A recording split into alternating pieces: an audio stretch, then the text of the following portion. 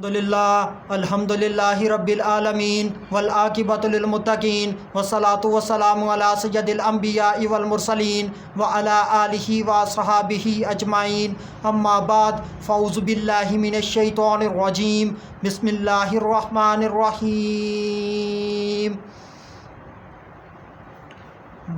والملائکۃ یسبحون بحمد ربہم ویستغفرون لمن فی الارض۔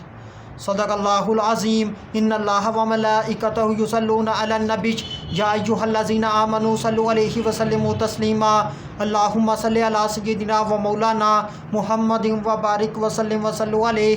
الصلاۃ والسلام علیک یا سیدی یا رسول اللہ، الصلاۃ والسلام علیک یا سیدی یا حبیب اللہ، الصلاۃ والسلام علیک یا سیدی یا محمد الرسول اللہ صلی اللہ علیہ وآلہ وسلم۔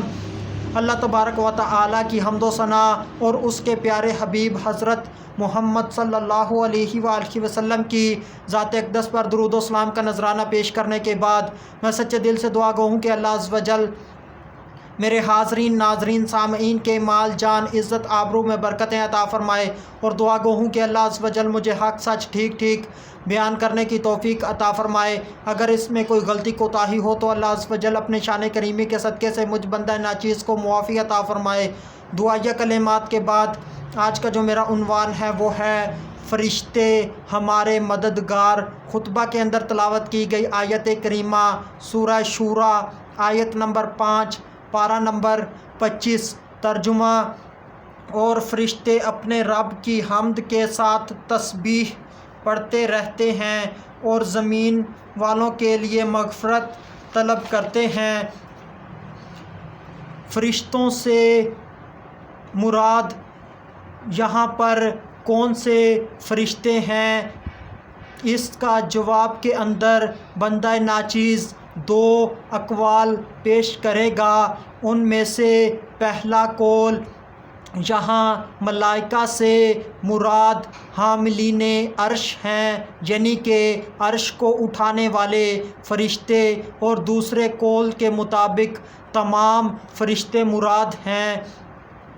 یہ جگہ مومنین کے لیے خاص ہے، یعنی کہ مغفرت فرشتوں کا طلب کرنا یہ مومنوں کے لیے خاص ہے۔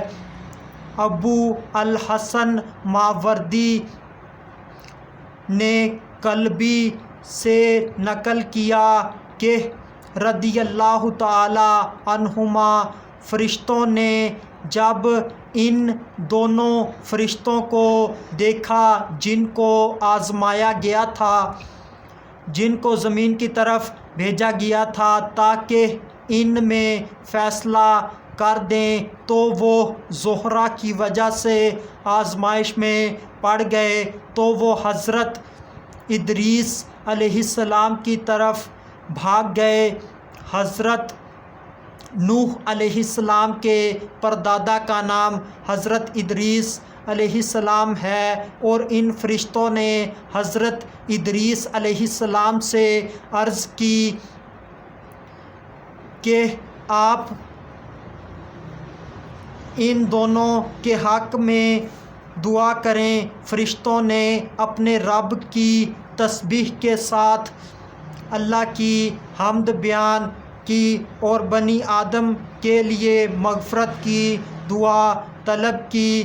ابو الحسن بن حصار رضی اللہ تعالیٰ عنہ نے کہا کہ بعض جاہلوں نے یہ سمجھا کہ یہ آیت ہاروت اور ماروت کے سبب نازل ہوئی ہے۔ فرشتوں کے اہل زمین کے لیے استغفار کرنا، اس کے متعلق دو قول ہیں۔ ان میں سے پہلا قول خطاؤں اور گناہوں سے، اور دوسرا قول ان کے لیے رزق اور خوشحالی طلب کرنا ہے۔ جب بندہ خوشحالی کے دور میں اللہ پاک کا ذکر کرتا ہے اور بندے کے اوپر بعد میں کوئی تنگی آ جاتی ہے تو فرشتے اس کے لیے استغفار کرتے ہیں تاکہ اس سے وہ تنگی دور ہو جائے۔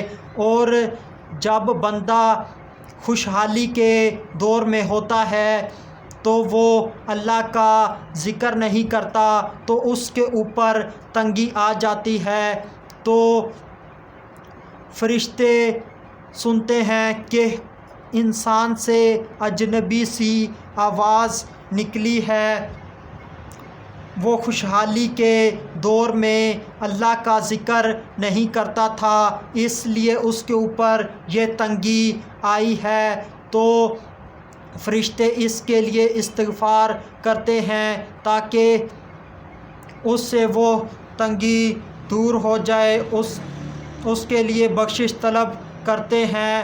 مطرف رضی اللہ تعالی عنہ نے کہا، ہم نے آدمیوں کے حق میں سب سے زیادہ مخلص فرشتوں کو پایا ہے اور انسانوں کے لیے سب سے زیادہ دھوکہ دینے والا ہم نے شیطان کو پایا ہے۔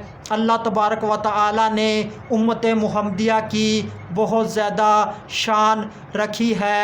اللہ پاک نے امت محمدیہ کے ایک ایک فرد کو بخشنے کے لیے کتنے کتنے اسباب پیدا فرمائے ہیں۔ کبھی اللہ پاک اپنے محبوب کی امت کو بخشنے کے لیے فرشتوں کے ذریعے سے استغفار کرواتا ہے، اور کبھی اللہ پاک اپنے بندوں کو عظیم راتوں سے نوازتا ہے تاکہ اللہ کے بندے نجات پا جائیں، اور کبھی اللہ پاک اپنے بندوں کو بلا حساب بخش دیتا ہے، اور کبھی اللہ پاک اپنے فرشتوں کو عبادت کے اندر لگا دیتا ہے اور ان کی عبادت کا ثواب اللہ پاک اپنے بندوں کو عطا فرماتا ہے۔ اور کچھ نیکی کے خاص کام ہوتے ہیں جن کے کرنے پر بندہ مومن کے لیے اللہ پاک ایک یا اس سے زیادہ فرشتے پیدا کر دیتا ہے، اور وہ فرشتے ساری زندگی نیکیاں کرتے رہتے ہیں، اس کے لیے مغفرت کی دعا کرتے رہتے ہیں۔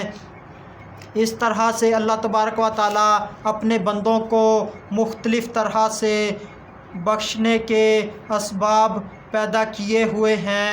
اللہ تبارک و تعالی ہم سے بہت زیادہ محبت فرماتا ہے۔ آخر میں اللہ تبارک و تعالی سے دعا ہے کہ اللہ تبارک و تعالی ہمیں اپنے نبی کا پکا سچا عشق عطا فرمائے اور ان کی پیاری پیاری احادیث کے اوپر، سنتوں کے اوپر، سیرت کے اوپر عمل پیرا ہونے کی توفیق عطا فرمائے۔ وما علینا الا البلاغ المبین۔